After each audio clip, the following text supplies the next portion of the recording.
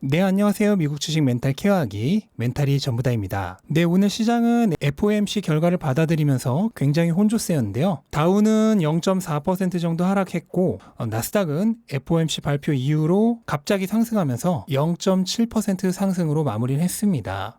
이 주가 흐름만 보셔도 아시겠지만 결과가 좋았죠. 기존의 제로 금리와 채권 매입을 계속 유지할 거란 얘기를 하면서 우려했던 테이퍼링에 관한 얘기도 없었습니다. 그러면서 현재 경제가 계속해서 강해지고 있지만 아직 실질적인 진전에는 도달하지 못했다는 기존에 하던 얘기를 계속했습니다. 또한 인플레이션은 현재 일시적인 요인으로 상승하고 있다라는 얘기도 그대로 했습니다. 그래서 결과적으로 이제까지의 FOMC의 복사 붙여넣기 수준의 결과였고요. 그로 인해 시장이 장 막판에 힘을 받은 것이죠. 덕분에 FOMC 결과 발표 전에 상승 중이던 채권 수익률도 결과 발표 이후에 급격하게 하락으로 전환을 했습니다. 네, 그리고 비트코인은 아마존이 비트코인을 결제 수단으로 받아들이는 것에 대한 루머를 부인했음에도 불구하고 오늘 강세를 보이면서 4만 달러를 여러 차례 돌파했는데요. 덕분에 다른 암호화폐도 오늘 다 강세를 보이고 있고요. 암호화폐를 가지고 계신 분들은 이게 무슨 일인가 싶을 텐데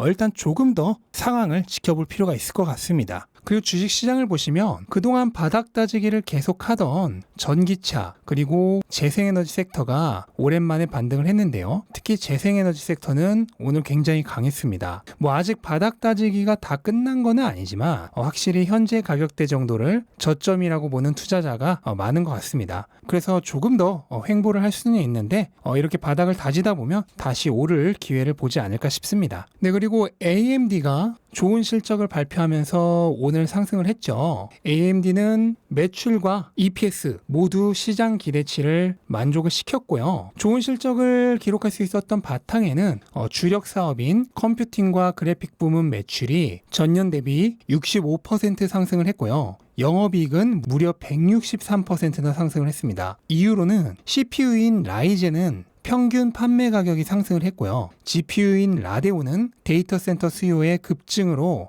판매량이 크게 증가를 했습니다.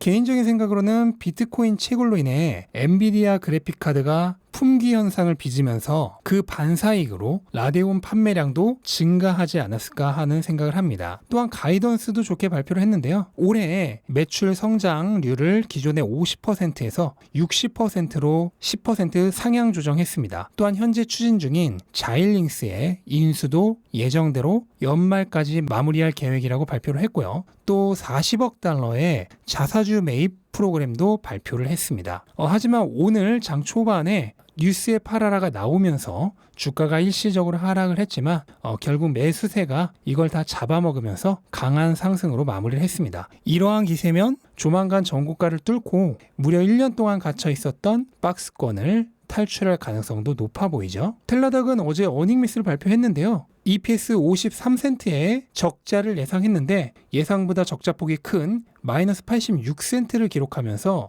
어제 애프터마켓에서 주가가 굉장히 많이 하락을 했었습니다. 다만 매출과 에비타 마진은 시장 예측을 비트하긴 했는데요.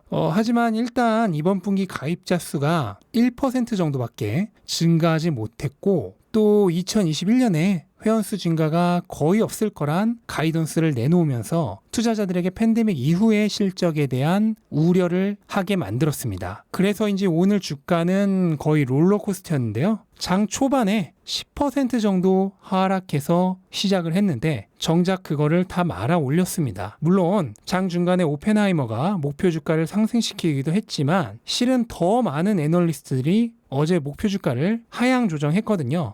그렇기 때문에 목표 주가 때문은 아니고 현재 텔라닥 가격이 워낙 바닥 근처이기 때문에 아무리 전망이 별로였어도 현재 가격은 충분히 저가 매수하기 매력적인 가격이라 판단한 것이 아닌가 생각이 됩니다. 네, 그리고 화이자가 굉장히 좋은 분기 실적을 발표하면서 오늘 상승을 했습니다.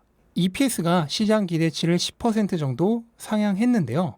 이것만 보면 별거 아닌데 가이던스가 좋았습니다. 우선 올해 백신의 매출 전망을 260억 달러에서 335억 달러로 조정을 했고 전체 매출 전망도 10% 정도 상향을 했습니다. 또한 EPS 전망치도 마찬가지로 10% 정도 상향을 했습니다. 그리고 중요한 게 있는데요. 컨퍼런스 콜에서 현재 델타 변이나 기존 백신의 효과를 계속 유지하기 위해서는 세 번째 주사를 맞을 필요가 있다는 얘기를 하면서 여기에 대해서 현재 규제기관과 논의 중이고 빠르면 8월에는 긴급 사용 승인을 예상한다라는 얘기를 했습니다. 이렇게 되면 백신의 매출이 더 늘어날 가능성이 있고 또 더 지속적인 매출이 될 가능성이 있는 거죠. 그래서 바로 이런 소식 때문인지 오늘 모더나가 같이 올랐습니다. 화이자가 백신 매출이 매우 좋을 것으로 발표를 했고 특히 세 번째 부스트샷이 필요하다고 하면서 매출이 더 장기간 발생할 거란 기대가 생겼기 때문이죠. 덕분에 약간 조정 기미를 보이던 모더나의 주가는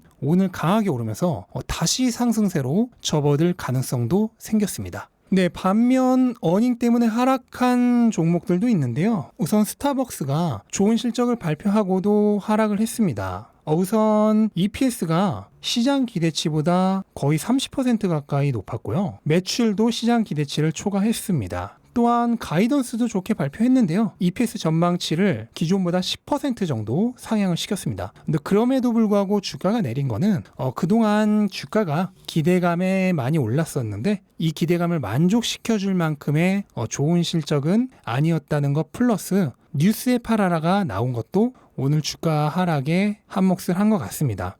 맥도날드도 마찬가지입니다. 시장 기대치보다 10% 정도 높은 EPS를 발표했고 매출도 약간 더 높았습니다. 또한 가이던스도 좋았는데요. 기존의 10% 중반대의 매출 성장 기대치를 10% 중후반으로 약간 상향시켰습니다. 근데 맥도날드도 그럼에도 불구하고 하락을 했죠. 이거는 스타벅스와 완전히 같은 경우라고 보시면 되겠습니다.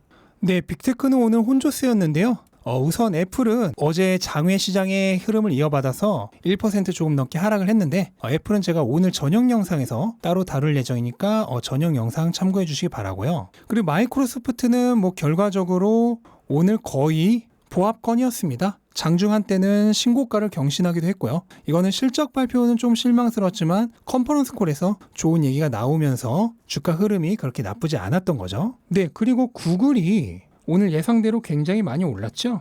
실제로 지금 목표 주가 상향이 줄을 잇고 있는데요. UBS도 목표 주가를 2,600달러에서 3,190달러로 급상향시켰고 키뱅크도 2,680달러에서 3,070달러로 급상향시켰습니다. 니담도 목표 주가를 2,700달러에서 3,200달러로 거의 20% 상향시켰습니다. 그 외 많은 애널리스트들이 구글 목표 주가를 올리면서 구글의 평균 목표 주가는 3,000달러를 훌쩍 넘겨버렸습니다. 상황이 이렇다 보니 지금 주가가 굉장히 오르고 있고 구글은 지금 위가 완전히 열려있는 청정 지역이기 때문에 앞으로 이 추세를 타고 얼마나 더 오를 수 있을지 정말 기대가 되는 상황입니다. 네, 그리고 페이스북은 오늘 실적 발표를 했는데요. 지금 애프터마켓에서 강하게 하락 중입니다. 일단 실적 자체는 시장 기대치를 비트했습니다. EPS는 시장 기대치를 거의 20% 상향 달성했고요. 매출도 기대치를 달성했습니다. 다만 활성 사용자 수는 시장 기대치와 거의 비슷했고 기업들의 광고 지출 증가로 인해 예상했다시피 사용자당 매출은 시장 기대치를 초과했습니다. 근데 이것들은 전부 기존의 SNS 기업들이 실적 발표를 하면서 모두 예상됐던 내용이죠. 페이스북의 주가가 좋은 실적을 기대하면서 이미 많이 올라온 점도 있었지만 지금 애프터마켓에서의 하락은 단순히 그것 때문만은 아니고요. 가이던스에서 조금 안 좋은 점이 있었기 때문입니다. 페이스북은 팬데믹으로 인해 사용자 수가 급격하게 증가를 했는데요. 상반기까지 굉장히 급격한 증가를 했기 때문에 하반기에서 가면 갈수록 매출 성장률이 크게 감소할 수도 있다라는 가이던스를 내놨는데 이게 오늘 시장에서 굉장히 비관적으로 받아들인 부분 같습니다. 근데 사실 이거는 지난 분기 실적 발표를 했을 때도 똑같이 얘기했었던 부분입니다. 그러니까 시장이 자기 혼자 멋대로 기대했다가 자기 혼자 멋대로 실망을 한 거라고 볼 수 있어요. 아마 광고 시장이 워낙 호황이다 보니까 이 가이던스를 철회하지 않았을까 하는 기대를 했었던 것 같습니다. 어쨌든 이런 상황이기 때문에 페이스북은 당분간 조금 조정을 받을 가능성도 충분히 높지 않나 생각이 됩니다. 네, 그리고 테슬라는 오늘 굉장히 좁은 가격폭 사이에서 움직이다가 약보합 정도로 마감이 됐습니다. 오늘 주가 흐름을 보고 이렇다 저렇다 딱히 말씀드릴 만한 특이사항은 없고요. 기업 실적이 계속 올라오면 주가는 언젠가 갈 수밖에 없다는 사실을 다시 한번 마음에 새기면서 조금 더 느긋하게 장기적인 관점으로 바라봐야겠습니다. 네, 테슬라 소식 몇 개 보자면요. 독일에서 두 번째로 큰 은행인 다이 이니시에이티드 뱅크가 테슬라의 목표 주가를 320달러에서 750달러로 2배 이상 올리면서 셀에서 바이로 급전환했습니다. 테슬라 까가 갑자기 테슬라 바가 된 거죠. 지금 보시는 게 다이뱅크의 테슬라 애널리스트의 현재 성적인데요. 진작 좀 바꿨으면 훨씬 좋은 결과를 만들지 않았을까 하는 안타까운 마음이 듭니다. 네, 그리고 모델 S와 모델 S 플레드의 주문 후 배송 시기가 계속 늘어나고 있다는 소식이 있었습니다. 현재 모델 S 롱레인지를 주문하면 얼마 전까지만 해도 올해 9월에서 10월에 배송이 될 예정이었는데 현재는 내년 2, 3월 정도에 배송이 될 예정이고요. 모델 S 플레드도 원래 올해 8월에 배송이 가능했는데 현재는 주문하면 9월에서 10월 정도로 배송 시기가 늦춰졌다고 합니다.